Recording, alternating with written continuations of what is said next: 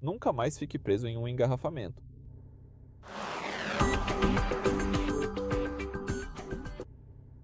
Então, logo no início, deixe-me mostrar como ativar este anúncio de trânsito via FM. Tudo o que você precisa fazer é usar a tela inicial. Vamos escolher o menu, a segunda opção da esquerda, selecionar Configuração Hair, escolher a terceira opção, que é Áudio, e selecionar FM. Como você pode ver agora, é possível ativar o anúncio de trânsito via FM. Vamos fazer isso.